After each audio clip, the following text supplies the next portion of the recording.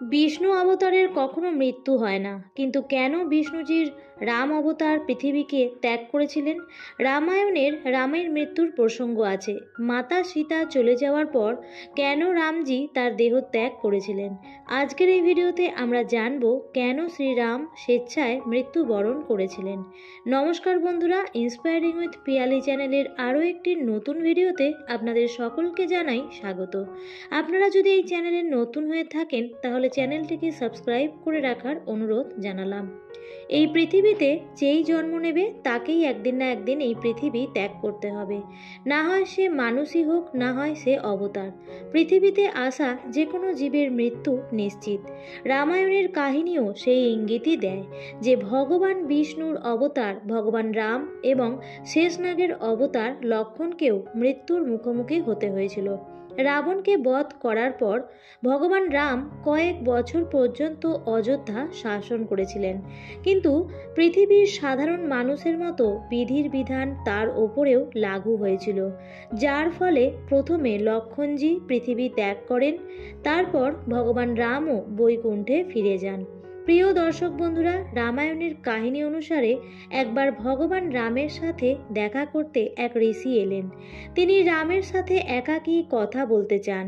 তখন রাম সেই প্রস্তাবে রাজি হয়ে গেলেন, কিন্তু ঋষির এক শর্ত ছিল, রাম ও তার কথোপকথন যেন কেউ শুনতে না পায়। যদি তাদের কথার মাঝে কেউ এসে পড়ে তাহলে তার শাস্তি হবে মৃত্যুদণ্ড। শ্রীরাম সেই কথা মেনে নিলেন এবং তিনি লক্ষ্মণকে বললেন যে সে যেন দরজার সামনে দাঁড়িয়ে কড়া পাহারা দেন, যে কেউ যেন ভেতরে আসতে না পারে। আসলে রামজির সাথে যে ঋষি কথা বলতে এসেছিলেন তিনি আর কেউ নন, তিনি কালদেব ছিলেন। তিনি ছদ্মবেশে এসেছিলেন শ্রীরামকে এই কথা বলার জন্য যে এই পৃথিবী লোকে তার সময় শেষ হয়ে এসেছে। লক্ষ্মণ এই কথা জানতেন না, তিনি দরজার সামনে পাহারা দিচ্ছিলেন। এর কিছুক্ষণ পর ঋষি দুর্বাসা সেখানে উপস্থিত হলেন এবং রামের সাথে দেখা করার ইচ্ছা প্রকাশ করলেন, কিন্তু রামের আজ্ঞা পালন করার জন্য লক্ষ্মণ দরজার সামনে তাকে আটকে দিলেন। লক্ষ্মণ বিনতি করলেন ভেতরে না যাওয়ার জন্য। একথা শোনা মাত্রই দুর্বাসা ঋষি ক্রোধিত হয়ে উঠলেন।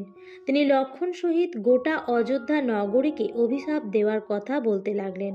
এই সময় লক্ষ্মণ তাকে শান্ত করলেন। লক্ষ্মণ ভাবলেন যে যদি গোটা অযোধ্যা নগরীতে অভিশাপ লেগে যায় তাহলে অনিষ্ট হয়ে যাবে, এর চেয়ে ভালো আমি মৃত্যুদণ্ড গ্রহণ করে নিই। কথা মতো লক্ষ্মণ সেই কক্ষে চলে গেলেন। সেখানে ঋষি ও রামের গোপন কথোপকথন চলছিল। তখন লক্ষ্মণ শ্রীরামকে সব কথা খুলে বললেন। এদিকে ঋষি দুর্বাসা ও রামের সাক্ষাৎকার তো হলো, কিন্তু প্রতিজ্ঞা অনুসারে লক্ষ্মণের প্রাণদণ্ড পাওয়ার কথা। এই জন্য রাম লক্ষ্মণকে আদেশ দিলেন অযোধ্যার বাইরে চলে যাওয়ার জন্য। ওই সময় দেশের বাইরে চলে যাওয়া মৃত্যুদণ্ডেরই সমান ছিল। লক্ষ্মণের পরে দেশ ত্যাগ করে সরয়ূ নদীর তীরে চলে গেলেন এবং নদীর জলে তিনি শরীর ত্যাগ করলেন। এই প্রকার লক্ষ্মণজির দেহান্ত হয়ে গেল।